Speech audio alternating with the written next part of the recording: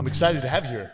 I'm honored to be here, man, especially just having a conversation with someone of your caliber. Talking about me, man, I've read your bio. It's wildly impressive. Thank you very much for having me. I appreciate it. Likewise. And Thanks. Hey, I'm going to say this up front. You are one sexy prick. Oh, come on, man. Hey, there's nothing awful with another man saying you are a beautiful man. Jesus. Well, I don't know if that's beer or Red Bull or something, but it mostly, no, thank you so much, man. Again, I'm honored to be here. Thank you. Good.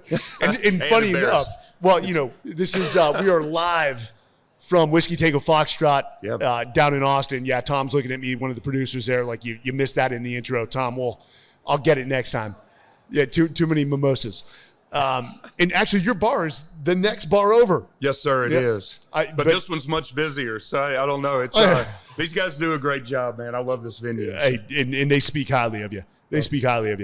So, one thing I'm going to ask is, you definitely, as you look at your bio, you've had an interesting life, man. I appreciate that. And you continue to have an interesting life. And again, despite all you've done, and you can sense it right now and you can hear it in your voice, you are a humble man. And I can tell you're still you're still seeking growth, which I'm all about. Right. So, for the audience, let's get into your background. I mean, born, raised, your family, and what brought you, let's go this way. What brought you up to The Bachelor?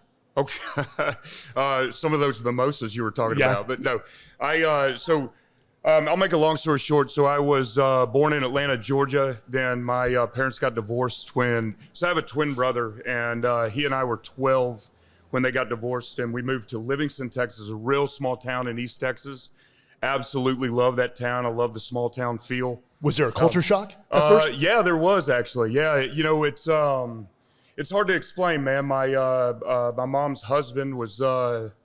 We were in an area of Atlanta that he prospered. It wasn't, we didn't, he did. So anyway, and then we went to Livingston and we had literally nothing. And so it's a hell of a learning lesson, actually. And so, yes, a culture shock, small town, but again, I wouldn't have it any other way.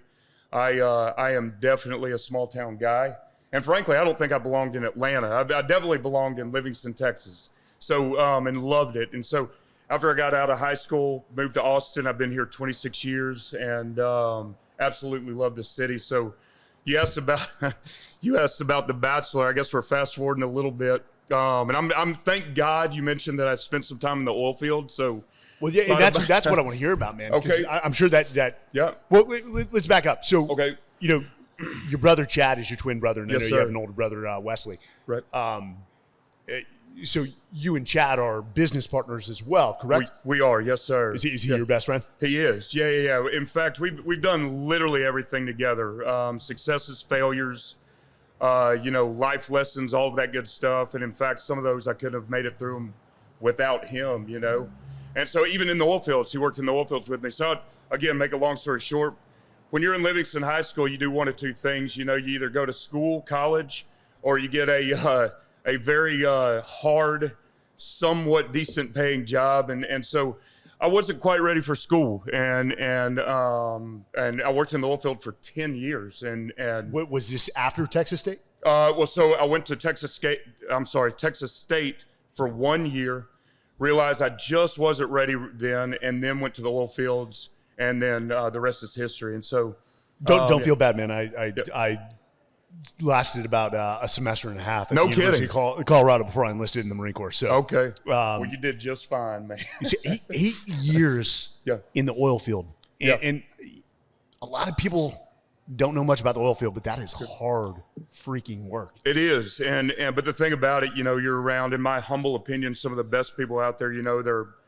We're all working hard. They're there to support their families. I mean, you get up, you go to work, you eat dinner, you hit repeat, and there's not much. I don't want to say mindless because that's a derogatory term, but you just grind. But I like that, and I'll still to this day think or still say that was the most fulfilling job I've ever had.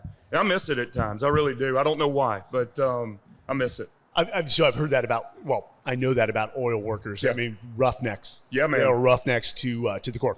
Right. Is there anything you learned on the oil field? And I'm sure you had just tough, rough mentors that that lived what they preached. Yes, sir. Was there anything you learned from there that transitioned over to the business world? Absolutely. You know, I think if you're direct with somebody, if you don't sugarcoat anything, I think it resonates more. That's just my experience. And you hit the nail on the head. You know, out there you're measured by your work ethic, and without work ethic, you're literally nothing. And so they get rid of you really quickly. And so a lot of it is, you know, wanting to impress your mentors, but also just wanting to come into your own, you know, man or woman, you know, just want to be the best you can be. And so anyway, I think that transcends into business, of course. I'd like to think that I'm fair, but I'm honest to a fault, and I'm direct, very, very direct. But our management team, we couldn't do any of this without them. And so now they've learned they can be direct with us too. And so anyway, I feel privileged to be around those guys. Yeah, the direct approach, you know, there's a lot of similarities between the oil field and the military. I mean, yes, sir. Both blue collar work. Yep. In essence, doesn't that direct approach doesn't always work in the private sector. Right. I've noticed. Right. Yeah. Interesting enough. Right. So while you're an oil worker or an oil driller, you start to bartend on the side. Is that correct? No, sir. I didn't have time, man. No, in fact, I'll tell you this. And so my twin brother, even in high school, I think we saw a cocktail or something. He wanted to be Tom Cruise. I don't know, but he had always wanted to be in the bars. But I have to give him. You just dated yourself with that movie. Oh man, I knew what you're talking about. People are like, what is that? Look, you know what? There's no shame in it. It is what it is. I'm an old guy, but. Anyway, he had always wanted to be in the bar business, and so I remember, and he did little stints in the oil fields too, right? Mm-hmm. But he did go to work, and I remember him vividly calling me and said, "Hey, I think we could do this, you know, but we have to start at the bottom." And think of the conversation, calling my mom and saying, "Hey, I'm 27 years old. I'm getting out of the oil fields. I'm going to bartend," and she's thinking, "Okay, whatever, you know, you're this ain't gonna work out." And so, but. You know, we did. We started from the very, very bottom and that work ethic and stuff like that, and I think it paid off a little bit. So when you say you started from the bottom, you went to work at someone else's bar? Yes, sir. Working the door, working behind the bar, did anything I was told to do. And, you know, I think you have to start, you know, from the very bottom in anything you do. And so just to learn it, do it the right way. Yeah, you know what? I see that a lot when you have a certain man that owns a business and maybe his kids are coming up. Oh, sure. And he says, hey, you know, we're going to avoid the nepotism. Right. And you're going to go work on the floor and you're going to work hard for the next few years if you want to take this over from me. Absolutely. When you and your brother were working the bars, I mean, did you guys know, like, hey, let's learn everything about this industry and we're gonna do this on our own, or did that come later? No, we from day one, that was the plan. And I kid you not. I mean, I really kid you not. We worked literally 7 days a week. We saved every penny we had. I had a little bit of money, not too much at all, from the oil fields, and but we seized an opportunity. It's such a long story, and but one of the bars that we knew of had been closed down by the comptroller of all things, and so there was not much money for a buy-in, and that was our opportunity. And we still, even when we owned the bar, we worked 7 days a week. We didn't pay ourselves one single salary check. It was all tips. We saved the money to put back into the business. We bought a second bar the next year, and it kind of just snowballed after that. So let's go back to the first bar, because I love this. Okay. And you just said you didn't pay yourselves. Right. So where was the bar? Was the bar here in Austin? Yes, sir. It was on 6th Street. 6th Street. Yeah. Which bar was that? So I'm almost embarrassed to say this. It was called Chuggin' Monkey. And it used to be Lucy's Retired Surfers. Oh, we see you familiar? Nice. Okay, very nice. So and pardon the name, please. I know it's sophomoric, but it sold merchandise. That was the thinking behind that. But so yeah, we capitalized on an opportunity, and no, that's a true story. We literally didn't take a salary check for an entire year, and so I love entrepreneurs. Well, I appreciate that, and. Coming from you, of course you do, because you're one of them. Well, I'm still there. You know, well, yeah. My wife's in the crowd. She knows we haven't taken a paycheck from one of my current businesses, and we're still 3 years in. Nice. Okay, But well, we know it's going to pay off in the long run. yes, sir. You still own the Chuggin' Monkey. No, we sold. So between that and another bar called the Dizzy Rooster, Yes. we sold those as a package deal about 5 years ago. Dude, And congratulations. so, well, I appreciate that. You know, it's and we sold it to a friend, and anyway, it was one of those things that, you know, it's kind of a natural progression, right? And we wanted to focus on some other concepts and things like that, and he wanted to get into that part of 6th Street, and so it worked out for everybody. I'm sure for all the employees you had in that first bar, they watched you and your brother, and you guys, they're just like, these two grind. Well, I appreciate that, and the thing about that, I hope they did watch us, because, again, you know, there were nights that we'd revolve. I'd work the door, he'd bartend, we'd have 1 or 2 other bartenders, and that was it. And I'm telling you, it was 7 days a week, and that lasted for about 15 years, you know, and so. No kidding. Yeah, it hits the bags under my eyes, and, you know, these days, my nights out, they're not at bars, man. I've spent so much time in a bar that but anyway, I wouldn't have it any other way, man. So I've got to assume there was a point in the early years where you and your brother looked at each other and probably you're like, hey, we don't know if we're going to pull this off. Oh man, we still do. I mean, we still do. I'll tell anybody, we still have those conversations, but yes, sir, about, you're 6 months in and rent's due and you're hungry and, AC breaks and things like that and payroll comes up. Absolutely, there were times. But, I tell you, though, that's what I mean about learning lessons the hard way. Again, I wouldn't have it any other way, because you appreciate when you do pay rent and when you do fix the AC and, you're thinking, okay, we could eat pretty decently tonight. And so, yeah, it came around. The greatest lessons, and I know we've got the crowd here looking, is always failure. It Absolutely. always comes from failure. If they were all sunny days, you'd have no appreciation for the bad ones. Could not agree with that more. Even if they suck really bad. Could not agree with that more. And we've had plenty of failures. I'm sure we'll still have many failures. And again, I wouldn't have it any other way. So we'll get to COVID, because I know that was a huge challenge for, let's say, the restaurant and bar industry. Right. But you see bars shut down so commonly. I think people open bars for sometimes the wrong reasons. Sure. And I'm not trying to sound crude here. I've had buddies that basically opened bars because they thought it was a route to meet ladies. Sure.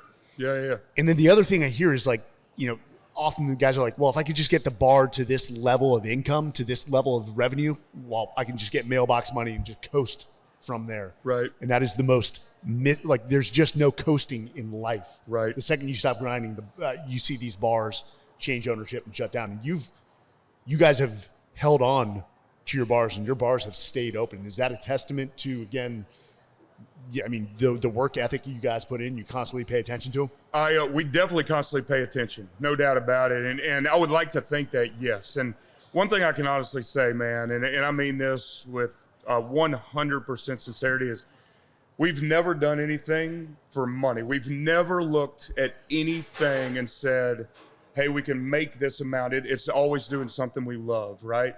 And so even in the worst of times, you mentioned COVID, I know we'll get into it, or you open up a bar and it's just flatlining and there's no one coming in the doors. We're still doing what we love. And working with my twin brother is something I love.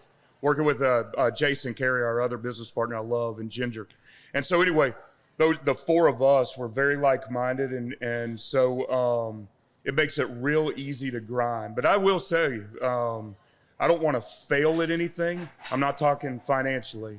I just don't want to fail at anything, man, and so it keeps us going every day. Yeah, that's a good motivator.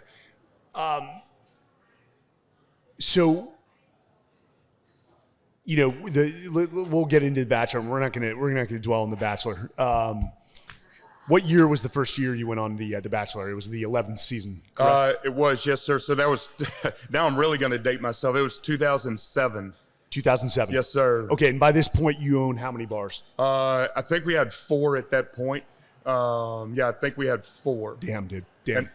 I don't know if you even care. The only reason that show came about, I want to say. Yeah, I want to, like, what, okay, here, how this all let's get unfold. into this, man. So I do feel lucky to be asked to be on it, but I'm definitely, I don't want to define myself by it, you know? Yes, absolutely. My brother and I, we had a very rare Sunday off, and we were day drinking. I kid you not, we were at a bar downtown in Austin, and a girl just came up, and I think it was before they recycled people from the Bachelorette and everything, and just said, hey, would you be interested? And this is a true story, and I promise I won't curse. It just said, hell no, is exactly what I said. And so, well, we can be convincing. So the rest is history, you know. I never had aspirations to be on TV, but I was talking to my brother, and I was a single guy and thought, okay, I could never afford to travel the way they travel, meet some cool people, the experience and everything. And so I said, let's do this, man. Kind of an opportunity. So it was the experience. Like, this is going to be one hell of a life experience. Yeah, absolutely. And another thing, I'm shy to a fault. And so I figured if I did something like that, it would force me. I mean, you talk about full throttle, buddy. You know, it's once they have you, they have you. And so there's no slowing down. I figured, well, I can break out of this box and then figure out what happens. Well, funny enough, and we'll get into it. 1 week before this podcast that we're hosting, I met Chris Harrison. Yeah. And I'll tell you that story. It was actually pretty embarrassing. But so here's, I can understand the lure, and I don't really watch reality TV, but my wife Jordan does. Okay. And sorry. No, it's okay. I mean, well, hell, we were at war at the time. Yeah. You know, the most TV we could get over there, other than movies, was, you know, we catch the NFL games or MLB or NBA. Yes, sir. Let me change this question so it's not so male centric. Sure. Even if, you know, a woman was approached and they said, "Hey, we're going to throw you on a show with 30 men," right? I would have to believe her response is like, "You got to be out of your mind." Oh yeah. Like that sounds like so much drama. It is. You know, for guys that have ever dated maybe one or two girls or maybe three or more, that is a lot of work. But 30, that's a hard hell no from me. It was going to be for me, but they can be convincing. Yeah, and the thing about it, you know, it's one, you don't see all of the drama that's going on back at the house until you're watching it as it airs, right? And so I wasn't privy to all the dramatics or whatever that were unfolding, and you hear little stories about it, you know. But and another thing, and I kid you not, I don't date around much, and that's another thing. I don't know why the hell they picked me, right? I really don't, and so but it's such a good way. One, it's a study in sociology, of course, and that's social what study, my wife right? Is. It is a study in psychology. Psychology. That's exactly what I meant, and me included. I mean, we're all crazy. We're all crazy. But it was a lot of fun, and you know, no regrets, I guess. No, none. You should have none. Yeah, right. And you know, you didn't find your match. Right. And I know you took a lot of criticism. Oh man. And let me say this. Yeah.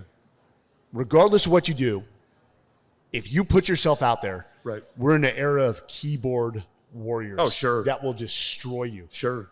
But you know, even when I wrote a book, wasn't a great book. You know, I did my best, but I took criticism. I mean, I got some nasty notes. No kidding. And I mean, that still affects you. I mean, I care what people think. Sometimes I'll be unapologetic about it. It's not gonna throw me off, but I do care about what people think. That had to play on your psychology somewhat. Oh, of course. Yeah, it's you know. So the first time, you're right, I didn't pick anybody, and I was crucified. Oh, yeah. And, you know, it because it went against protocol, of course, and who does this guy think he is? And the thing about this whole thing is honesty is 100% of importance to me, right? And so I didn't want to lead the women on. I didn't want to sell out. I didn't want to do any of that. And I knew what I was getting into by not picking anybody. Or I thought I did, but that wave, man. And so, yeah, but I'd be lying if I sat up here and said it didn't affect me. Some of the comments, and it was a storm, man. It was tough, and court of public opinion can be brutal. The court of public opinion, yes, and in the mob.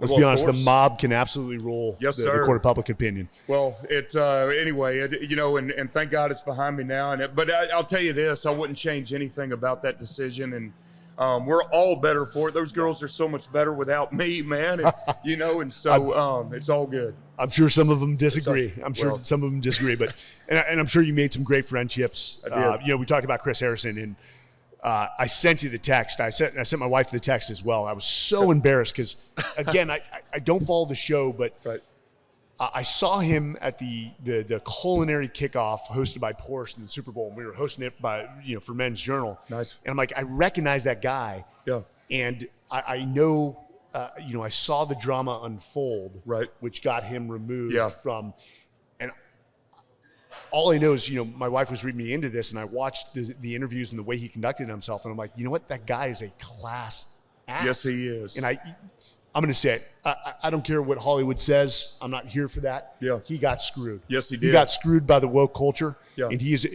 so I went up to him at the party and I said, I didn't know his name. I'm like, hey, sir, I just want to say, I've seen you on TV, the way you handle yourself as a class act. Yeah. And I said, do you mind if we do an interview? And I said, hey, I apologize. Remind me your name. Yeah. And I don't have my hearing aids on, and the party was loud. And I thought he said Chris Harris. Okay. And so we start the interview, and I'm like, I'm here with Chris Harris. He's like, let's cut right there. It's Chris Harrison. And I'm like, he got a kick out of it. You know what? He doesn't mind. He really doesn't mind. He was honored to speak with you. I can guarantee that. He was so nice, and it's a testament to his character. So what was so you come off the show, you're taking criticism, sure, and then you reset for another season. They approached you for another season. Well, that was 3 years later. 3 years later. Yes, sir. So that was in 2010, and I had written off the show, and not in a bad way. Meaning I thought they had written me off, right? And it was Chris, ironically, that called, and I kid you not, verbatim. He said, "Hey, Chris, how you doing?" He said, went right into it. Everybody I've spoken to has said you're going to say no to this, but I want to hear it myself. Would you be willing to do another season? And I said, well, if you're asking, let's talk. And so there we go. So if someone else had called, it would have been a probably hard no. Probably. I really trust Chris. I know he has a job to do, but he and I got along really well. I've always said he's a salt of the earth guy. Yeah. And, even with that job to do and the parameters he has to stay within, he was always very fair to me. Even if he was beating me up a little bit, he was fair to me. And so I knew what he was telling me. There was no smoke and mirrors. And so I just wanted to hear it from him. So let's sit down and talk, man. And so there I went. And the way you just described that was during the first experience, was he a bit of a mentor to you? Oh, absolutely. Well, let me, I'm going to sing his praise. He's a mentor to everybody that participates in that show, everybody. And so he's there. It's a nerve-wracking thing. I mean, you take a dude that, I'm serving beer for a living, Mike. I don't belong on TV. I'm not the most eloquent speaker, as we can all, I'm sure, surmise by now. But anyway, he does. He takes all of us under his wing, and so absolutely is a mentor. And I say this in such a complimentary way, he's one of the most unaffected human beings I've ever met. Here he is. He's got so many people around him, and he's basically the star of the show everywhere he goes. But he's very unaffected, and I like that. I respect that. I think it was Warren Buffett. Yeah. That said, and this applies to both fame and money. If you're a jerk before you have money and you make a lot of money, it only amplifies it. Sure. And so when you see somebody who has a national, if not international spotlight, right, like Chris, right, and he treats people with such respect and kindness, right, that he got accolades in my book. Agreed. I'll be a Chris Harrison fan for the rest of my life, man. Well, it's genuine. He's a genuine guy. Yeah, so. Authenticity is huge. It's everything. So you go on a second time, right. you get engaged, but it's just not right. And when it comes to love, there is no playbook. We both know this. Absolutely. You got to do what's right for the other person. This is coming from a guy who's divorced. Right. Okay. And I stayed in a marriage way too long. Right. Like probably 5 years more than I should have. Right. Because I cared about my children. And, when it comes to love, no one else's opinion freaking matters. Yeah, man. It's what's right for you. And you probably did Emily a huge favor by not continuing on with that. And she's actually married now, right? She's married and as happy as ever. Let me tell you, and just to set the record straight, she was the one that cut ties, and so I respect her. there was so much surrounding that relationship. And when we got back home, we didn't have a single sacred moment between the two of us. You know what I mean? I mean, we were followed and we were scrutinized. And so we really didn't have a chance. And, you know, and frankly, you know, we were two different people. In hindsight, you see that. Yes. But she is an amazing, amazing woman. And I'll tell you, man, I was broke up. I hate to admit that, but I hate to admit that, you know, as guys, we have pride, and well, women have pride too, obviously. Sorry, of course you do. But yeah, she broke my heart for a little bit, but I needed to learn that lesson. And again, she is so happy. She has everything she wanted. And humbly speaking, I'm a happy guy right now. And so I wish her nothing but the best, man. I really do. And I'm sure that warms her heart to hear that, man. Well, I mean, I'm sure she doesn't want to hear from me. I'm kidding, but no, she's doing just fine, man. And I'm happy for her. I truly am. So we're done talking about The Bachelor. Thank you, sir. Okay, let's go. Yeah, we're done. Let's start drinking. All right. But I do want to ask one question. Yes, we're sir. going to take a break here of what you learned about yourself from that experience. But before we get there, we're actually going to take a break. Before we take a break on the Everyday Warrior podcast, we ask what we call a few hard questions. Okay. And prepare yourself. Let's go. What's the hardest decision you've ever had to make? Hardest decision I ever had to make. The hardest decision I've ever had to make. Oh man, that's put me on the spot, and I want to answer it honestly. The hardest decision I've ever had to make. One, and not to bring it back to The Bachelor, but one was saying no to both women. I'll tell you why, and I can't say too much about it, but there were some incentives thrown when the first season. And it was difficult to stand up to the powers that be. Oh, I can only imagine. Okay, so yeah, that's the best way I can put that, man. And trust me, I'm not trying to be purposely vague, but it was very difficult to stand up to the powers that be. That was a tough day. Bro, you're talking to someone who was in the military where I got bullied. Yes, sir. Yeah, I actually got investigated the day I retired from the military. You're kidding me. No, but when the military has a way of coming down on you, you usually cave unless you are just high in moral courage, which I wasn't weak in moral courage, but sometimes, you know, for your career and for your men, there's a time to cave. Man, that's amazing. I can only imagine the pressure they try to put on you. There was some pressure, no doubt. Yeah. Yes, sir. Let's talk about what's the hardest thing you've ever had to face in your life? The hardest thing I've ever had to face? Whether you're a young adult. Yeah, no, it's, well, one of them, if we're talking a situational, or are you talking, okay, so hardest thing I've had to face, I mean, and I think we're going to get into this, but the Kokoro, Sealfit Kokoro physically was the hardest thing I've ever done. But the hardest thing I ever had to face, okay. My dad and I stood up to my dad one time, and my dad is not in our lives at all. And he left when we were young, and trust me, I'm not going to get too deep, but kind of telling him I'm a man too. And how old were you at this point? I was 16. 16. Yes, sir. And he would have wiped the floor with me, no doubt about it. But the hardest thing is actually standing my ground and saying, nah, this isn't going to go on anymore. That kind of stuff. Yeah. So that's the bravest thing. And I know what you're referring to based off the research we did, but a little bit. Yeah. And then after that, the relationship changed? Well, there was never a relationship to begin with, and so, and let me clarify, because I think I know what you're talking about. It wasn't physical abuse at that time. Mm-hmm. This was more of the games, the mind games, the disappearing acts. Mental abuse. Yes, sir. Which is worse than the physical. Absolutely. It just wasn't going to happen anymore. So, yeah. Well, again, the amount of moral courage that it takes to stand up to a father, whether they're in your life or not, is well, I appreciate it. Is amazing. Maybe more courage. It wasn't physical courage, buddy. I was shaking in my boots. Oh yeah. No, we've all been there. Hey, Ben, I think I graduated high school at about 120. Okay. So no kidding. Yeah. I got. Well, I stood up to bullies quite a lot. I got my ass beat down, quite frankly. But quite frankly, that's what made me the man I was. And believe it or not, that was probably the best prep for the Marines and the SEAL teams that I could have had. Right. So with that, we'll be right back.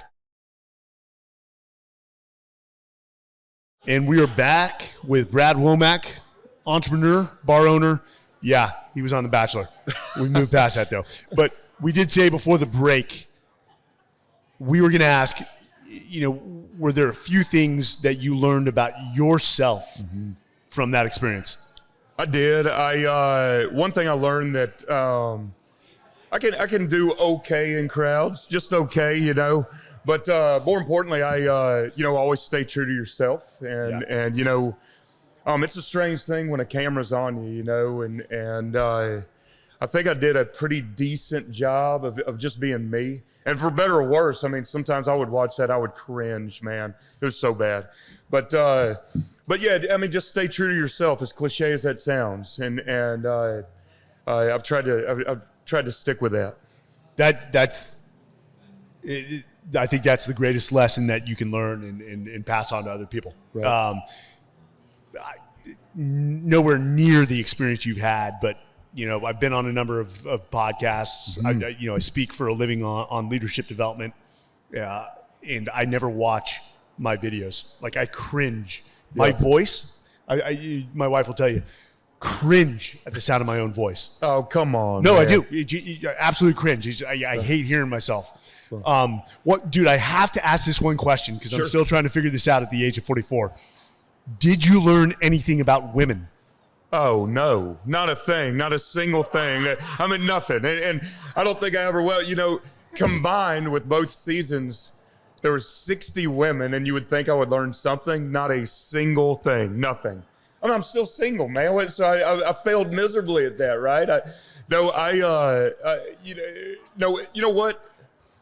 Truthfully, learned that they're very independent, can be, and when they see something they want, they go after it, I guess. I don't know how to answer that question really, but did I personally learn anything about them? No, sir. I did not, unfortunately. Well, if you do, please call me and let me know. Buddy, you're doing just fine. You have a beautiful wife. You're happy. You're doing just fine. Is that what my face is telling you? No, I'm joking. I am. So I'm sure after that experience, they wanted to put you in the limelight. They wanted to get you a PR agent, but you said no. And to this day, you are not on social media. Correct. You are a private individual. Yes, sir, I am. And it's not for any specific reason. You're right. I've never been on social media ever in my life, ever.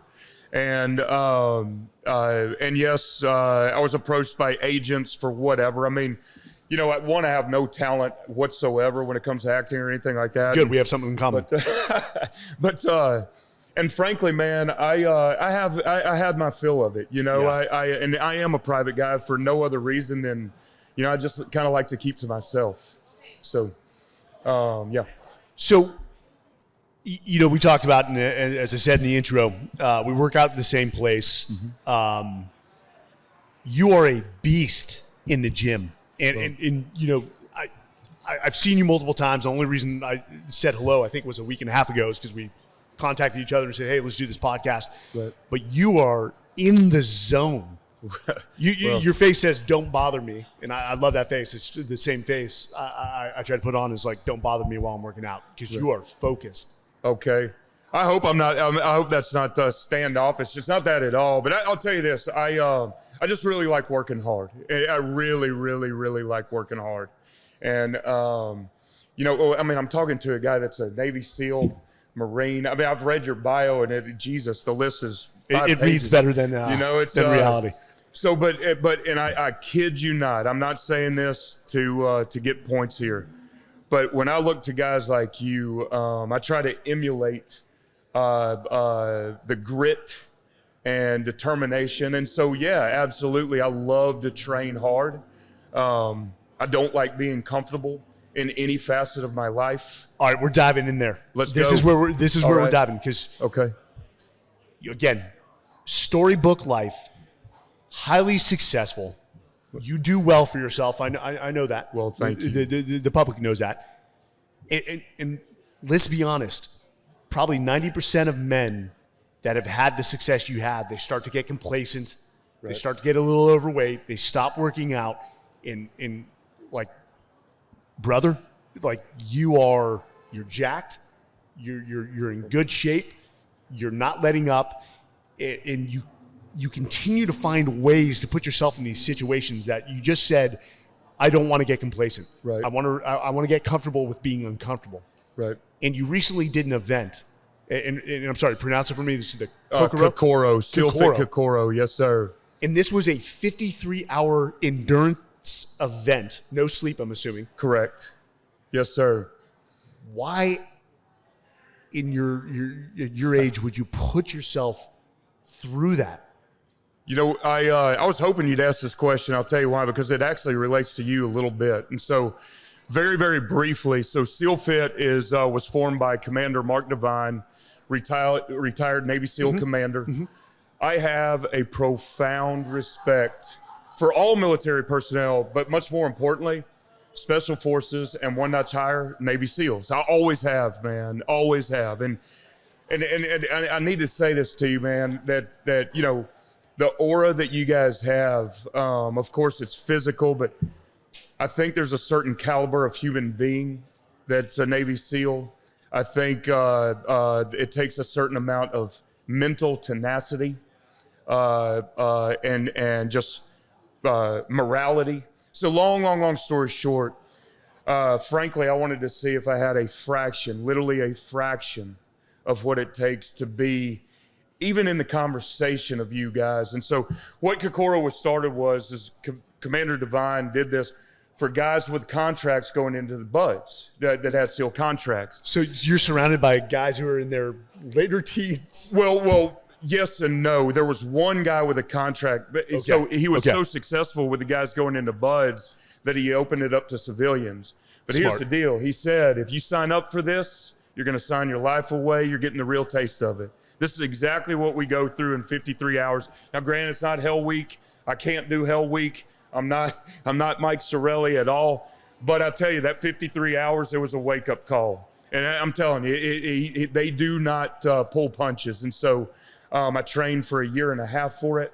I think, I don't know if you read the first time I went through it.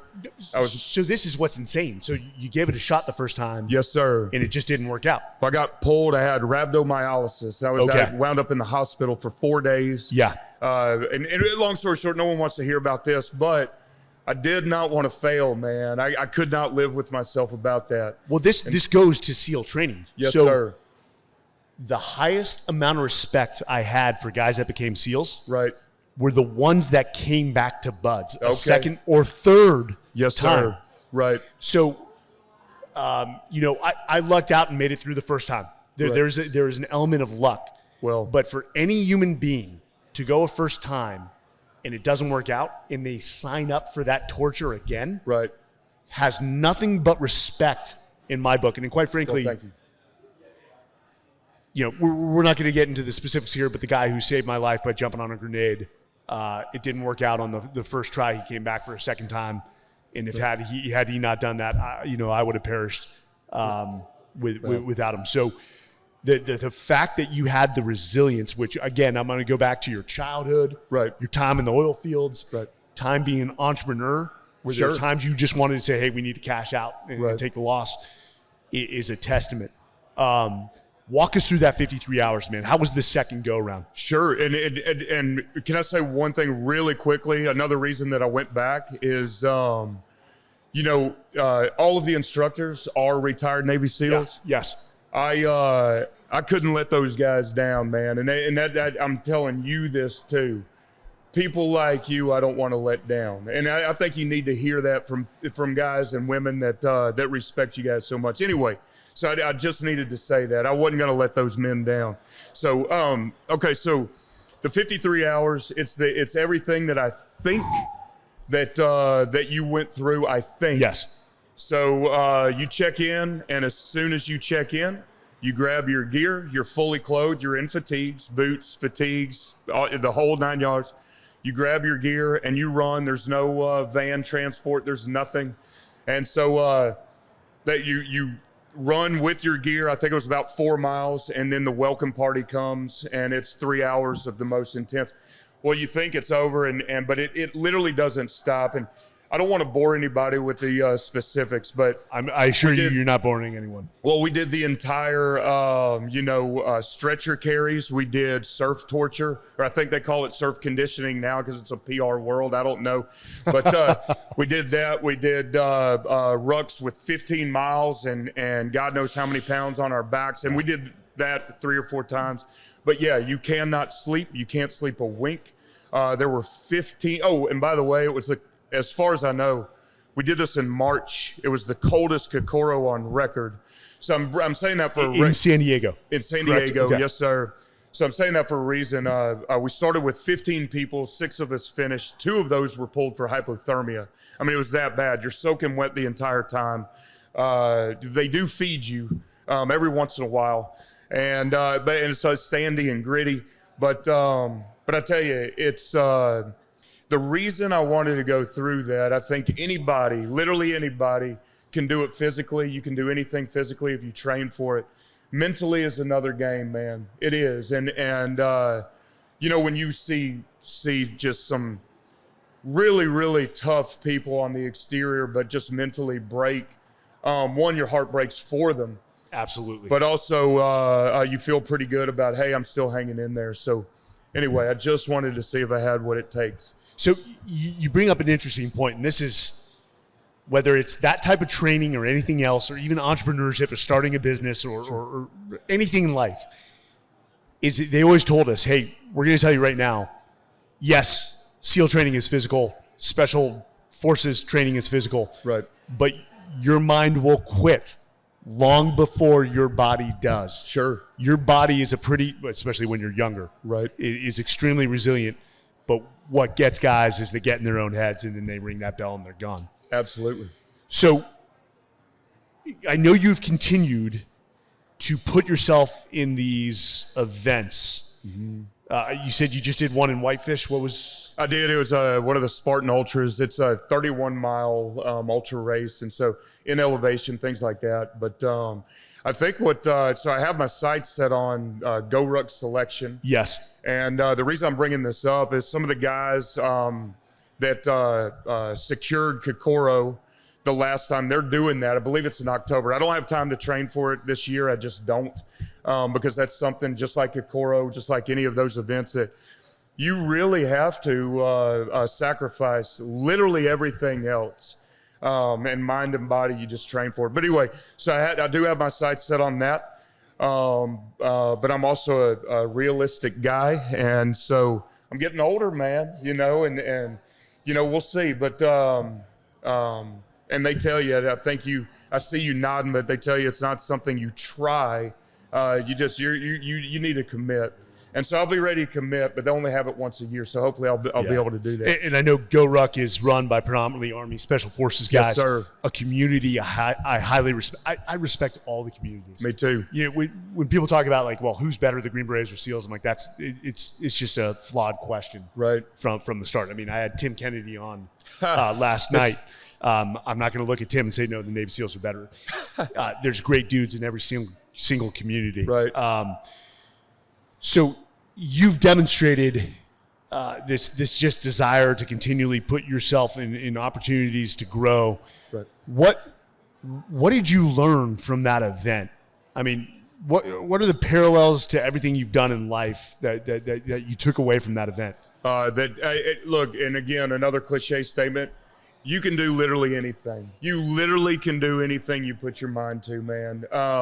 And at your darkest moments, I mean, dark moments, whether it's your business is failing, but where Kokoro is concerned, you're limping through the second day and you think your ankle is fractured, whatever. You literally can do anything if you want it badly enough. And another thing, though, I learned that anything worth a damn is not easy to achieve. And I'm dead serious, and anything. So if you come by anything easy, whether it's love, anything, you know, I'm a firm believer that it can go just as quickly if you get something easily and quickly. And so I learned that it's good. It's good to put your head down and work for something, man. And so that's transcended into business and things like that. And hopefully I can put that into my love life a little bit. Jesus, man, these women are resistant. Oh, hey. So, but no, they can be heartbreakers. Anyway, hey, bro, I don't mind saying it. Doesn't make me less of a man. The woman that gets you, you're going to be a catch for her. She's going to be a lucky lady. I appreciate it, man.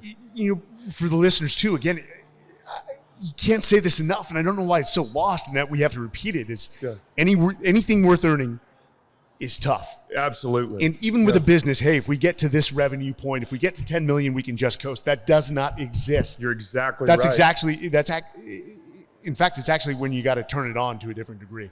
And Mike, my business partners and I, to this day, have to have conversations about not becoming complacent, you know, and I couldn't agree more. But another thing, I'm not comfortable being comfortable, if that makes sense. And I kind of like the grind of literally every day just grinding, man. And maybe I'm a strange guy, but it sure does feel good whenever you achieve whatever you're going after when you've actually earned it. And it's even more invigorating when you fail. Yeah, absolutely, man. I've failed many times, and I'll fail many more, many more. 100%. You said something. Hey, I'm getting old, and I'm one hip replacement deep.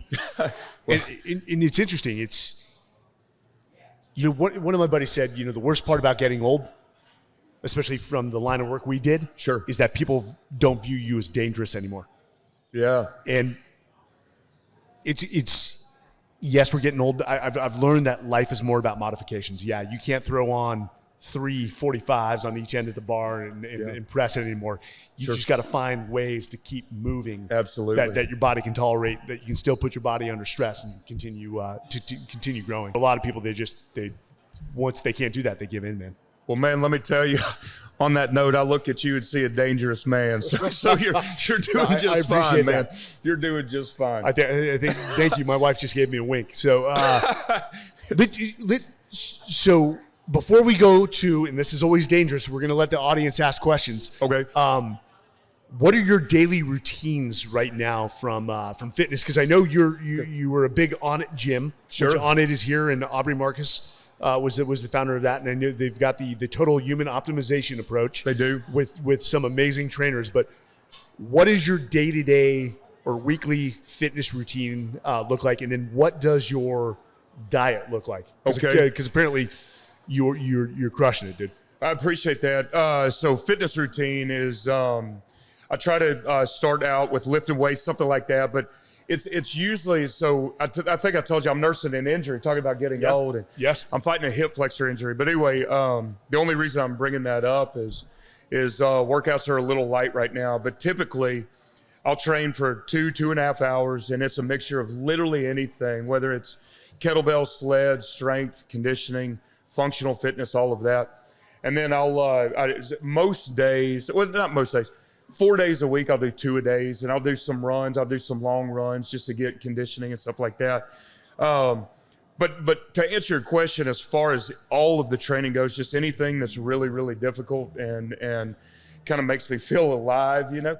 And as far as diet, I eat as clean as any human being on this planet. I would think, you know, no processed foods. No, sir. And I don't need much seasonings. I don't need much of anything. I'm a pretty regimented, downright boring guy, but it suits me. So to the point that you're counting macros, or just because it's become so regimented? Yes, sir. Exactly. And I'm a meat and potatoes kind of guy, but it's lean beef and stuff like that. But you know, no, I don't count macros. I think life's a little short for that, but you know, and I'm not in competitions or anything like that. But I eat for fuel, and so I eat a lot. and I eat consistently. And so try to hover around 4,000 calories a day. When you can make that mental paradigm shift, that food is just fuel. Yes, sir. It's not for pleasure. Yeah. That's when things start to change. Sure. And I know for some people, they have to count macros at first. Right. But then when you become regimented and you're like, oh, I know that chicken breast is 40 grams. Yeah.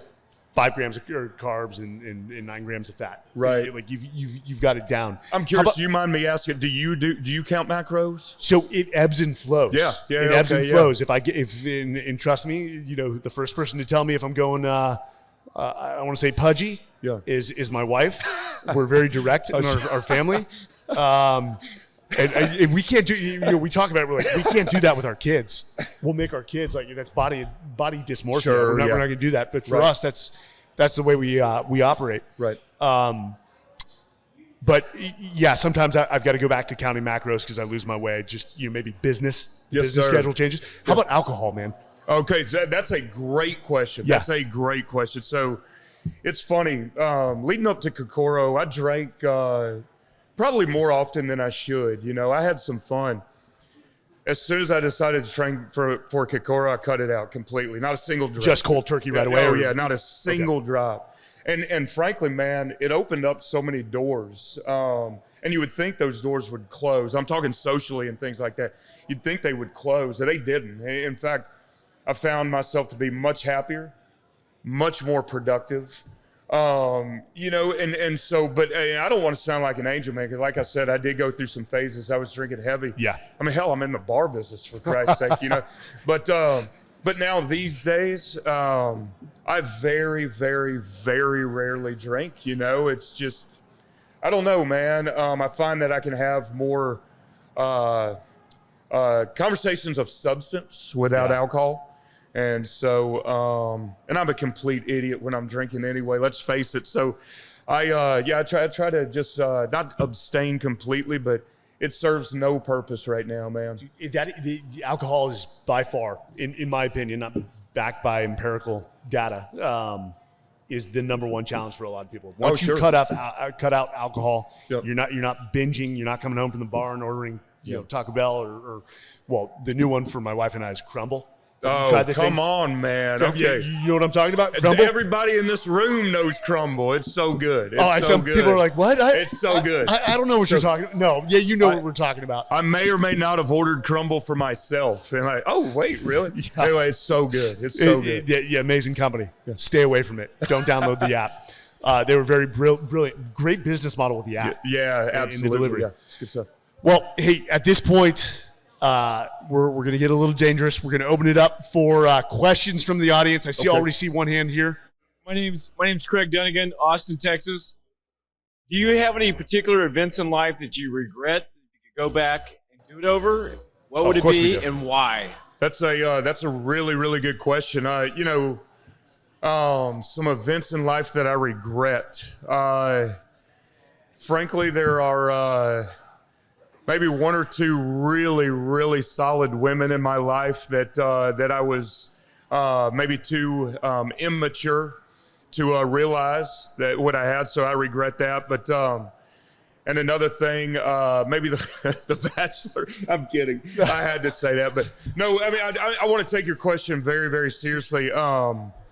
Maybe saying goodbye to people in my life that I shouldn't have at the time, and not being mature enough to realize that this is a really good human being, and maybe I was too full of myself. Maybe I had blinders on for business, whatever it's called, or whatever it may be, and a true loss for some people in my life, and so that's not necessarily an event, but I hope I answered your question, and I appreciate the question very much. Hey, yes, ma'am. I'm Lauren Dunnigan.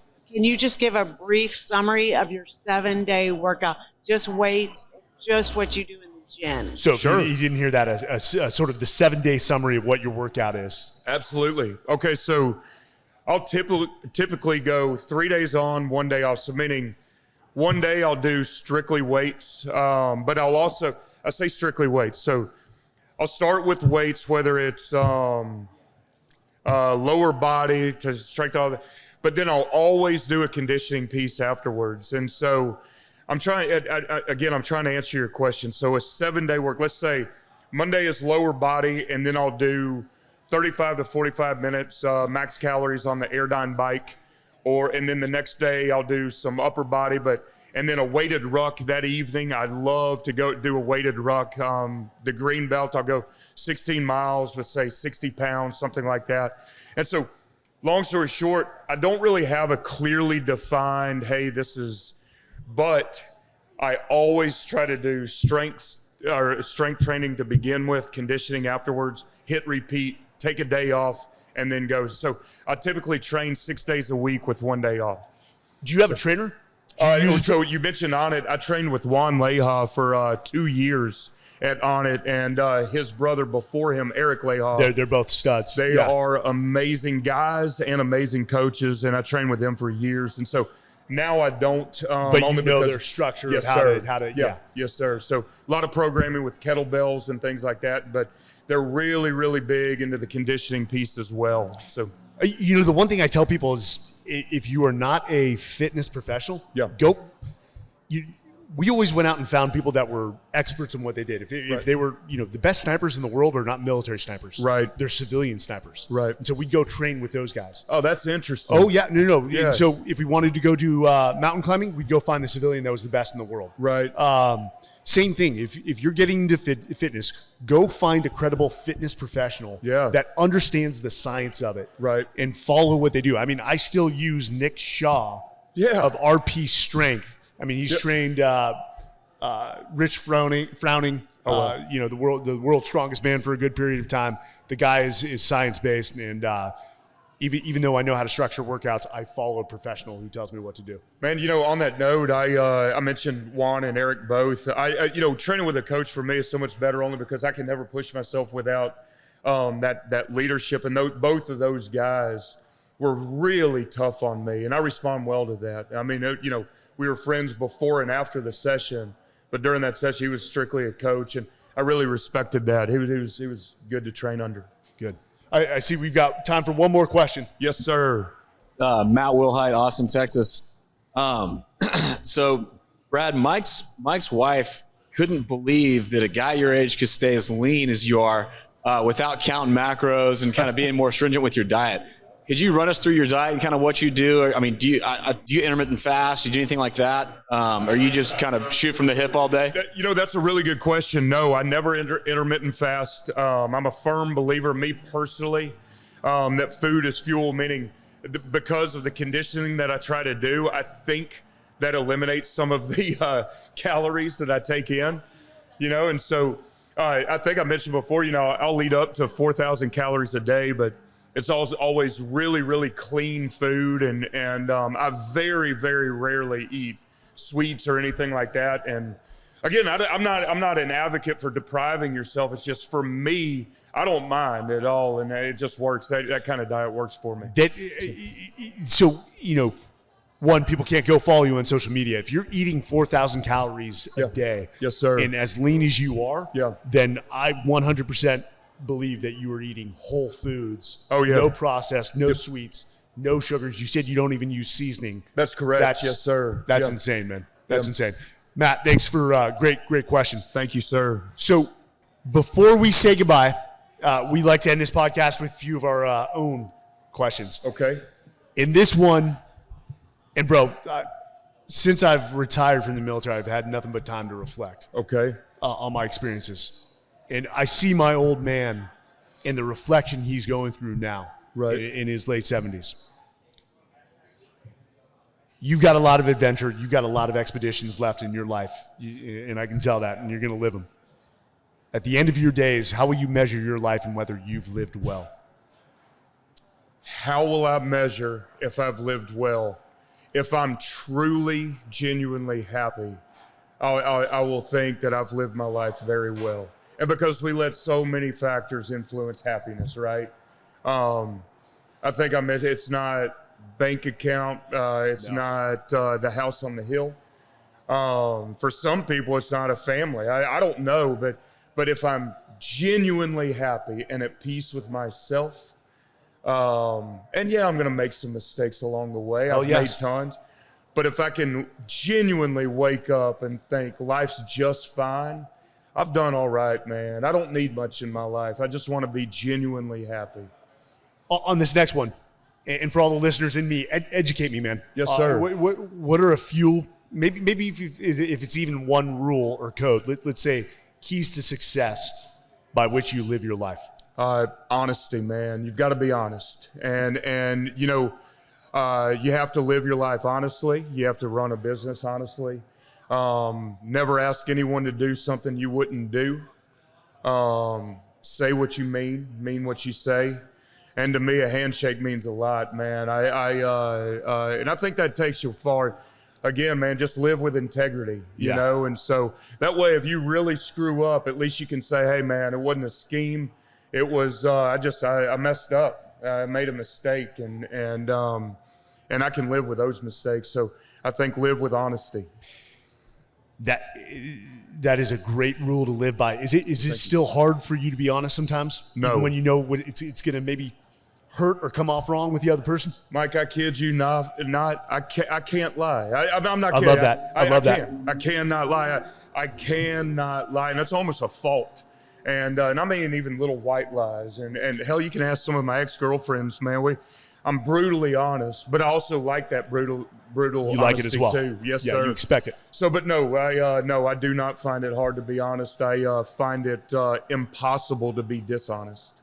That's a good quality, and that must be, again, your upbringing and all your life experiences that have brought you to that. Thanks. Well, Brad, I can't thank you enough for joining us. I know the listeners have loved this podcast. They've learned a lot. I've learned a lot.